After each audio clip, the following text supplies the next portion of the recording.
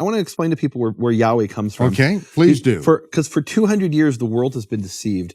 And not really the Jewish world. The Jewish world doesn't know anything about this. The academic, scholarly world, which then spilled over into the Christian world, has been deceived by this information. I think it's deception. And when I dug into where it came from, I was shocked. Because where it came from is Gesenius. Gesenius is the great grammarian of Hebrew grammar. To this day, the primary lexicons of biblical Hebrew, Brown Diver Briggs and Halot, Hebrew and Aramaic lexicon of the Old Testament, are based on the work of Gesenius in the 1800s. And the primary grammar at Hebrew University, I would sit with these in these classes, and these the professor would assign an assignment to go check in the Hebrew grammar. And the grammar of biblical Hebrew isn't in Hebrew. It's in English or German, written by Gesenius. So we had students I was sitting with who were native Hebrew speakers who would come to me and say, "Can you help us? Our English isn't good enough." Help. I'm like, "Yeah, I could read this. It's English. It's my native language." And so Gesenius's Hebrew grammar is really the foundation of modern Hebrew, of biblical studies in Hebrew. And even today at Hebrew University. At Hebrew University, and rightfully so. He did groundbreaking work. What he really did is he collected things that were done by other people over centuries, and he put them, as Germans are quite good at doing, and especially in the past, is doing things in a systematic way. Mm-hmm. And so he was very systematic. He is wonderful. I consult Gesenius almost every day, Michael. I'm not saying he's a bad grammar. I'm just saying he didn't get everything right.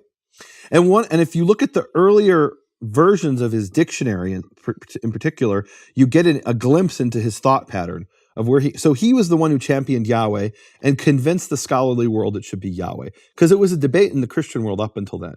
Meaning Yahweh doesn't appear until 1599. That's the first time it appears in the writings of a man named Gilbert Genebard. And then it's debated for a couple hundred years by the Christians, is it Yehovah, which the Jews seem to think it is, or is it Yahweh? And then Gesenius ends the discussion as Yahweh. And he brings two pieces of evidence, which shocked me because I didn't know this until relatively recently.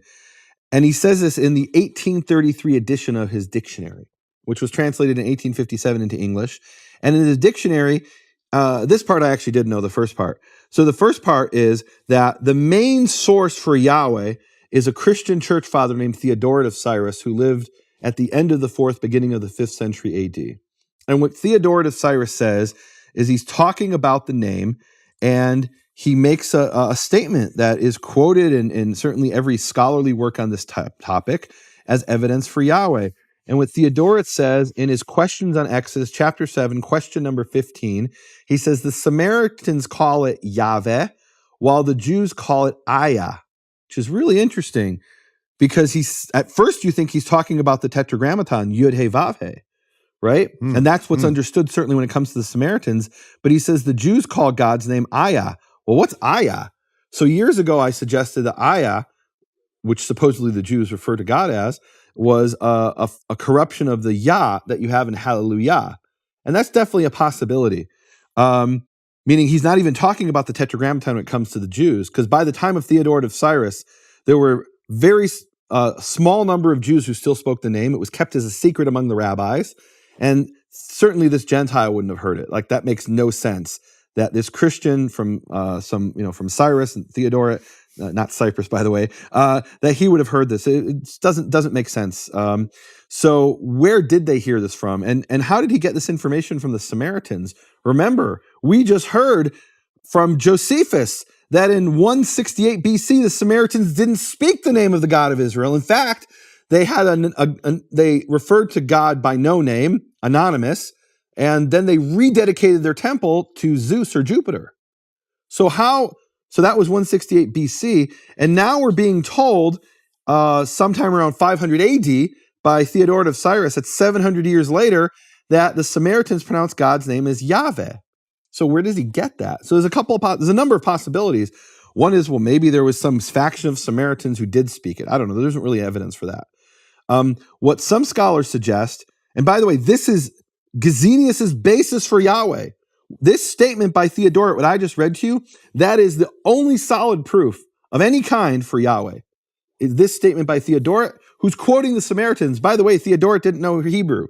The Samaritans weren't even Israelites, so their form of Hebrew was a corrupt form of Hebrew based on the northern dialect, but it was corrupted over time. They don't have the hey sound, for example. This gentleman, the scholar, Samaritan scholar, he says to me, the name of God means Hayah Hiveh. I said, well, how do you pronounce it in Samaritan Hebrew? Hayah, he says, is Abba. Hoveh, he says, is Ebi. Yihiyeh is Yebi. Right? So you can see some remnant there of Hebrew, but their Hebrew is different than the Hebrew that was preserved by the Jewish people. It comes from a different dialect, and that was corrupted over time. So how on earth does Theodoret know what the Samaritans call the God of Israel? So one possibility is that, he heard them say some other word, and he just didn't really, or he heard maybe third or fourth hand, right? Because I doubt he ever met a Samaritan. So somehow the word gets to him that they refer to God as Yahweh or Yahweh. What they might have actually been referring to is what we saw in Exodus 3:14, and other scholars have suggested this. That in Exodus 3:14, we saw that God is called Ehyeh. He says, I am, and then he says, this is what you'll call me for the rest of time, is Yud-Heh-Vav-Heh, which is he was, he is, he will be. But Yahweh actually would be pronounced in certain periods of history of Greek as Iaveh. Well, Iaveh could be a form of Ehyeh. And that's what some scholars have suggested. This is simply a corruption of Ehyeh and has therefore nothing to do with the Tetragrammaton. Because in this period, the Samaritans didn't even speak the name. There's another possibility, which I find really scary, and it's possible this is true. So, the Samaritans we heard about from Josephus rededicated their temple to Jupiter. Well, what's Jupiter called in Latin? In Latin, he's not called Jupiter. First of all, there's no J in Latin, right? So in Latin, he's called Jupiter. And I actually spoke to an expert in Latin to confirm this. So today in Latin, they say Jove or Jove for Jupiter. Right. But in early, and that's where you get in English where Sherlock Holmes says, oh, by Jove, I think I've got it. He's saying, by Jupiter. What are you saying? You're saying by Jupiter. That's what he was saying. Can you believe that? I don't know what the English were thinking back then in the 1800s. But anyway, there's different forms of Jupiter.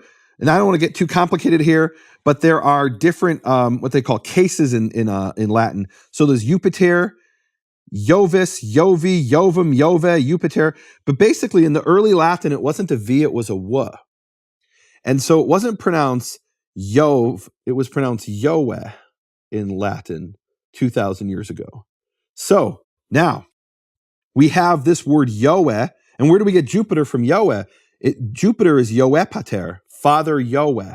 That is the name of Jupiter. That was the god of the Latins, Yahweh. And I heard that. I'm like, that sounds awfully like Yahweh. And we know that the Samaritans dedicated their temple to Jupiter, Jupiter of the Greeks. So maybe if you went to a Samaritan and said, what's the name of the god in that temple? He would say to you, that's Father Yahweh, Yahweh Pater. So wait a minute. So maybe this is what they heard from the Samaritans. It's just not the name of Yud-Heh-Vav-Heh, the God of Israel. Now you say, okay, come on. Gesenius isn't going to fall for that. He knew Greek. He knew Latin. He learned Greek and Latin before he learned Hebrew. He was a solid German scholar back then. Even in your day, I think people learned Latin, right? And in the earlier generations, Europeans and people from the West learned Greek and Latin really well. And so he knew about Yahweh being the name of Jupiter, and you think, how could there be any connection between what he said, what Gesenius, this great German scholar of Hebraic studies, said, and Jupiter? Well, he actually admits that there is. Let me read you what he says. And I saw this, and I'm like, there it is. It's a smoking gun.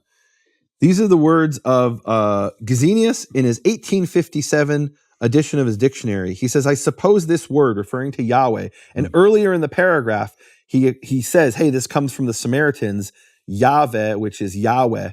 I suppose this word to be one of the most remote antiquity, perhaps is the same origin as Jovis, which is Jovis, and Jupiter, meaning Jove and Jupiter, and transferred from the Egyptians to the Hebrews. So, what? So in other words, Gesenius is telling us we have two pieces of information here. We have a name for God from the Samaritans, which is Yahweh, which sounds awfully like, which he believes would originally have been Yahweh, and Yahweh sounds awfully like Yahweh of the Latins. And we have so we have that. In other words, we have this statement by Theodoret connecting it to the Samaritan Yahweh, which he thinks is Yahweh, and we have this Latin god called Yahweh. He says these two things can't be a coincidence. It must be that both the Hebrews and the Latins come from worship some ancient deity who was called Yahweh or Yahweh, and they both then separated into different places. The Latins went to Italy, the Israelites went to Israel, and they both continued to call upon this name with a slightly different pronunciation. The Latins as Yahweh and the Hebrews as Yahweh. And he's suggesting that it came from the Egyptians? And it came from the Egyptians, he claims. Now, he wrote this originally in 1833, and that's significant because at that time, they didn't really know what hieroglyphics meant. In other words, they hadn't fully deciphered the hieroglyphics. Mm-hmm. And so you could kind of say anything you wanted about the ancient Egyptians, right? They did. And they did, right? Right. I mean, famously, there was, one particular group who said, yes, we have this document in hieroglyphics. Here's our translation of it. Turns out they just made that all up. Once scholars actually deciphered hieroglyphics. That's embarrassing for Salt Lake City. Yeah, you said that. In any event, so here you have him saying explicitly, he's tying together Yahweh of the Samaritans in Theodoret, and the Yahweh of Jupiter of the Latins, and saying, yeah, they both got that from the Egyptians. Well, I saw this. I said, wait a minute. So your proof for Yahweh, the great scholar who advocates for Yahweh, is telling us it's the name of a pagan deity, and it's the name of some Egyptian deity that both the Latins and the Hebrews worship. Well, first of all, it's the name of a pagan deity, then it doesn't mean he was, he is, and he is to come. Right. And he claims it doesn't mean that because he bases it on a Hebrew form that is, I won't get into too complicated stuff, but it's the He-Phil form, and the name Yehovah, which comes from Hayahoveh Hieh, comes from the Kal form. It's a different form of the verb. And the name Yehovah can mean he was, he is, he is to come. Yahweh can't mean that. It doesn't have that meaning. Mm-hmm. The actual meaning of Yahweh is unclear as well, if it means anything. And why is it unclear? Because they believed it came from some Egyptian deity, so it isn't even Hebrew.